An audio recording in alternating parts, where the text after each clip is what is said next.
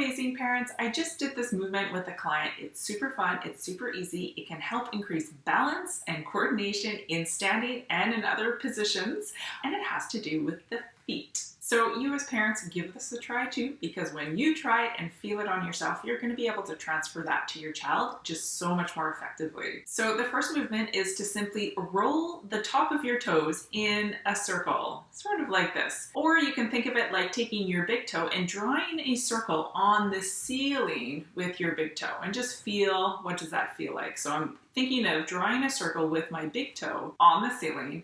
What does it feel like? And you can reverse the direction. And even that, my brain has to really think about it. This is a great little accessible movement to explore how is your brain coordinating these tiny little movements. Does your brain know how to move your toes in this movement? So that's movement number one. Movement number two is similar, but it's not the same. Can you draw a circle on the floor with the heel of your foot? So it sort of looks like the same movement, but it's not. Your intention and how your brain coordinates the body is very different from drawing a circle with your heel on the floor, which is really quite hard for me to do, versus drawing a circle on the ceiling with your toes. So can you switch back and forth from consciously drawing a circle on the floor with your heel?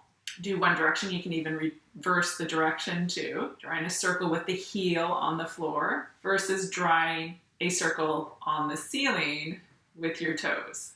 And you know, already I can feel a difference of how much smoother my circle is, because the information my brain gathered up from flipping back and forth from drawing the circle with the toe to drawing the circle with the heel was information that my brain used to make it smoother, more coordinated, more balanced. And how are those little pieces that my brain wasn't aware of that is now more aware of, how is that going to help and affect how I come into standing, how I walk? You better believe it's going to have an effect of better balance, better coordination in my overall life, not just drawing circles on the floor or the ceiling. So it's such a fun and easy one to do with your child as well. You can simply notice how they naturally have their foot lying in this position. So Sven happens to have his feet rotated out that way. That's fine. I'm not actually going to move him in any direction. I'm going to leave his feet wherever he's the most comfortable. And for the first part, I'm going to think of drawing a circle on the ceiling with his toes. So I'm going to have one thumb and finger on the pads of his big toe and the other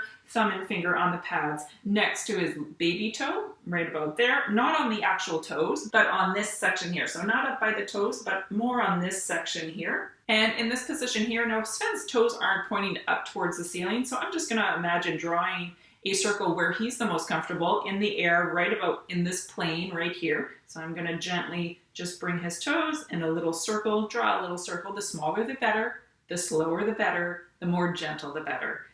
Brains love to learn slow, gentle, small movements. That's going to bring their brain's attention to this movement more effectively than if you went fast, hard, big. And then you can reverse directions, and I'll just show you on the doll. So one thumb is right underneath the big toe, so on the pad of the big toe, not right on the big toe, but the pad of the big toe. The other thumb is near the pinky toe, right there on the pad of the pinky toe. And wherever her foot lies the most comfortably, I'm going to draw a little circle in the air, thinking of drawing a circle with her toes in the air here, reverse direction.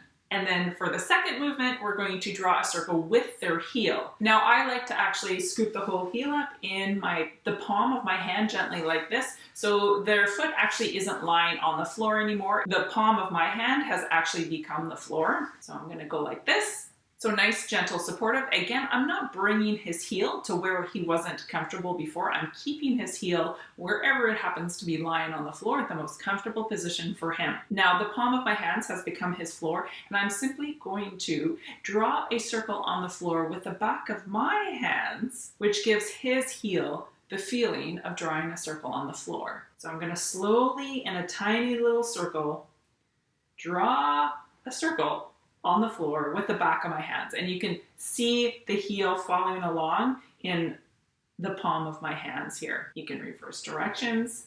Again, keep the movement nice and slow, gentle. And I'll show you on the doll here. So I'm going to cup her heel with the palm of my hand and gently just do a little circle with the back of my hands on the floor. So I'm thinking of drawing a little tiny circle on the floor. And her heel is coming along for the ride.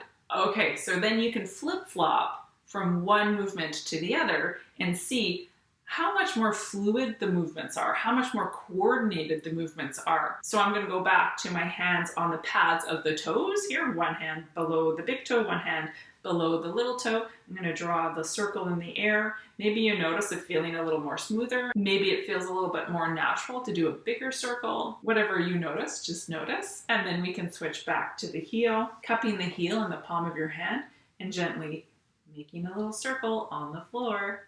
Reverse directions, and then just notice, is more of the leg participating? Is there more connection with him? Is he paying attention to the movement a little bit more? So go out and give those 2 simple movements a try. Let me know any changes that you notice with yourself or with your child. Maybe there's a little bit better balance. Maybe there's a little bit more coordination there. Maybe the ankle is moving a little bit differently. You can let me know down below. Don't forget to hit the subscribe button for more gentle movements, and we'll see you in the next video. Bye!